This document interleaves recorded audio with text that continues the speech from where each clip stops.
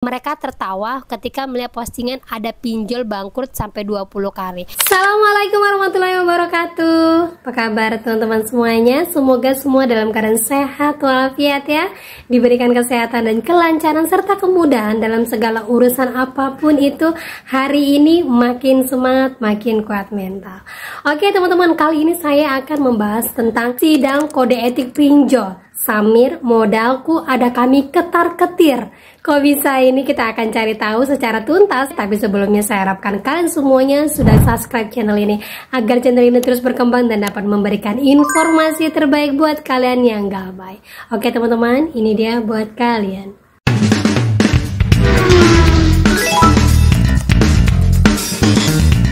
Oke teman-teman semuanya, sebelumnya saya mau informasikan dulu ya, masih percaya untuk bayar pinjol dan masih percaya untuk menanamkan modal ataupun saham buat para lender-lendernya di pinjol. Sebelum-sebelumnya kita tahu bahwa OJK saat ini sedang memburu CEO ataupun bos besar dari Investri yang ternyata banyak yang menginformasikan bahwa dia ada di Qatar. Nah baru-baru ini ada informasi yang mengatakan bahwa dia sedang santai-santai nonton balapan F1 di Doha. Nah, jadi sebenarnya ini dicari atau enggak? Logika ya kan, katanya sudah bekerja sama dengan polisi Interpol, sudah ini, sudah itu. Tapi untuk menangkap satu orang saja yang katanya OJK sudah bekerja sama dengan semua negara, tidak bisa. Logika saja. Sebenarnya ini dilindungi atau emang dicari? Jadi kalau kalian masih membayarkan pinjol, artinya kalian masih menyuburkan bisnis ini yang informasinya tidak akan pernah bangkrut. Jadi saya ada baca postingan dari seorang karyawan lah ya, ataupun mantan karyawan dari sebuah perusahaan pinjol yang mengatakan katanya dia tertawa kalau melihat adanya mengatakan bahwa pinjol itu akan bangkrut sekian-sekian, pinjol akan bangkrut, pinjol tidak laba, pinjol ini. Informasinya mereka hanya tertawa saja karena selama ini sekalipun banyak orang yang galbay, perusahaan mereka tetap akan untung.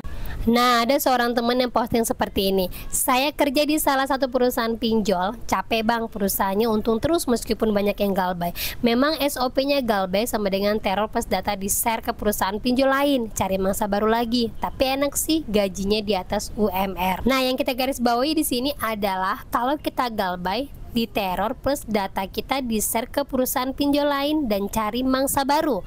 Lalu ada yang berkomentar seperti ini, waduh berarti data gue di-share sama isi cash ke Rupiah Cepat padahal gue nggak download APK Rupiah Cepat. Terus dijawab seperti ini, pinjol ini meskipun kompetisi mereka tetap sharing nama nasabah yang potensi maupun yang nasabah buruk. Jadi yang keluar-keluar galbay bangkrutan pinjol itu data mereka sudah merah. Galbay ini perangnya sama DC pihak ketiga yang isinya lintah darat. Kita di sini sih cuma tertawa aja kalau baca-baca komen pinjol bangkrut 20 kali. Coba lihat berapa persen setoran pajak vintage P2P legal ke pemerintah. Nah, di sini saya dapatkan informasi berarti kalau kita buruk, pinjol akan men-share ke semua pinjol-pinjol bahwa data kita buruk. Bisa dilihat dengan dari FDC ataupun dari STRIK ataupun data apapun. Kalau baik, mereka juga akan nge-share ke tempat-tempat yang lain, ke pinjol-pinjol yang lain untuk memberitahu bahwa ini adalah nasabah baik. Tapi saya tidak setuju dengan kata-kata mereka tertawa ketika melihat postingan ada pinjol bangkrut sampai 20 kali. Coba lihat berapa persen setoran pajak P2P legal ke pemerintah. Kalau memang mereka tertawa bahwa pinjol ini tidak akan pernah bangkrut, logika saja dari awal saya ngonten itu seratusan lebih pinjol yang ada di Indonesia, sekarang tinggal 97.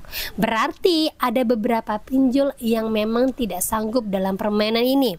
Logikanya ya, berarti dia bukan seseorang yang mampu menganalisa keuangan. Nah, ada lagi yang berkomentar seperti ini, kenapa pinjol nggak bisa bangkrut? Karena mereka punya backup dana dari mana? Bisa dari asuransi, dari investor, dari kerjasama dengan pemerintah. Meski ilegal pun nggak mungkin mereka polosan. Jelas ada backingan, apalagi di negara ini sesuatu hal yang berhubungan dengan uang pasti jalannya mulus. Buat yang galbay santai aja, jangan panik, mentok nama kalian merah aja di BI Ceki checking, kalau nama merah resikonya sulit dapat pinjaman.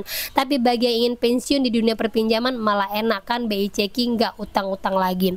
Nah, tapi di sini saya informasikan teman-teman ya, ada kata-kata yang saya setujuin atau ada yang tidak. Ingat sekali, ketika semakin banyak orang yang galbay, pasti semua investor itu akan lari. Contohnya saja seperti Investri saat ini, semua lendernya teriak-teriak, modal rakyat, semua lendernya mengajukan kepada pengadilan, tapi ditolak. Karena apa? Di situ diinformasikan bahwa setiap orang yang galbay tanggungannya itu adalah kepada lender. Sampai kapan lender mampu kalau menghadapi setiap orang yang galbay? Pasti tidak ada kan ya. Jadi buat teman-teman semuanya, jangan percaya postingan seperti ini. Lanjut saja galbay, lanjut saja kalian terus memperbaiki posisi kalian, karena saya yakin sekali kita bisa lihat dari beberapa perusahaan pinjol yang mulai menarik diri dari usaha ini. Tuh yang pertama. Lanjut lagi, adanya banyak perusahaan pinjol yang berguguran sampai membuat OJK mengambil keputusan untuk perbankan jangan menyalurkan lagi investasi kepada pinjol. Ini sudah bukti. Dan juga ini terbukti dari vlog saya yang sebelumnya menyatakan bahwa saat ini AFPI sudah menjalankan yang namanya persidangan kode etik untuk semua pinjol. Yang mana banyak pengaduan masyarakat tentang DC, maka disitulah DC-nya akan disidang melalui sidang kode etik. Nah, baru-baru ini juga langsung angkat bicara. Yang pertama itu adalah ada kami, kemudian itu adalah modalku, dan yang ketiga itu adalah Samir. Nah, ini dia informasi teman-teman ya. Strategi modalku, pastikan tenaga penagih pinjaman online beretika dan patuhi aturan OJK. Langsung ini setelah keluar pernyataan dari AFPI bahwa setiap DC akan disidang, semua pinjol langsung mulai ketar-ketir, dan dia langsung mengatakan bahwa untuk memastikan kepatuhan tenaga penagih terhadap regulasi, sambungnya modalku menerapkan beberapa langkah proaktif. Pertama, modalku memiliki tim khusus yang terlatih dan responsif, dan mengenai aduan atau komplain dari penerima dana terkait aktivitas penagih, tim tersebut akan melakukan investigasi menyeluruh dan memberikan solusi tepat kepada penerima dana. Saya bilang tidak sesuai ya. Nah, bukan hanya modalku saja, ternyata ada juga yang lain. Samir juga langsung angkat bicara mengenai pelanggaran etika penagihan ke pinjol.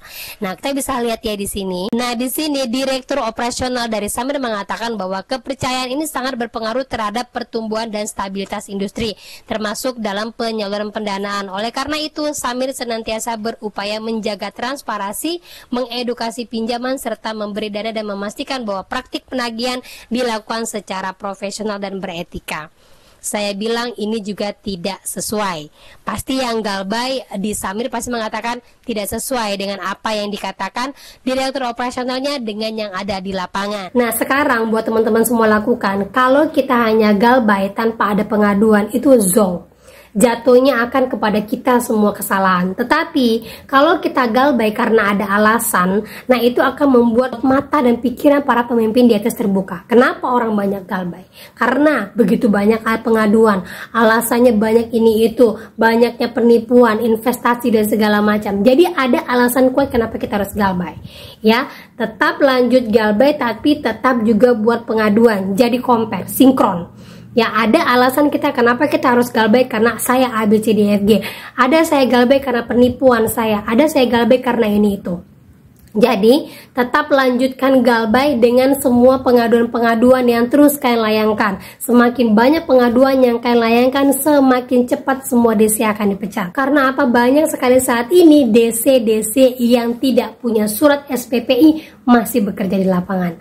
Nah, semua itu tergantung pada kita lagi teman-teman ya. Nah, kitalah penentu akhirnya, kitalah end user dari produk yang ditawarkan oleh perusahaan, yang mana perusahaan ini dinaungin oleh OJK. Jadi kita juga lah penentunya apakah perusahaan ini lanjut atau tidak. Oke teman-teman ya, semangat terus galbay, perbaiki hidup, dan terus hati-hati menjelang Ramadan. Akan banyak sekali scammer-scammer yang mungkin akan memberatkan kalian di kemudian hari. Dan tetap kuat mental, mulai perbaiki hidup agar lebih baik lagi. Nah, itu dia dari saya. Akhir kata saya ucapkan Assalamualaikum warahmatullahi wabarakatuh.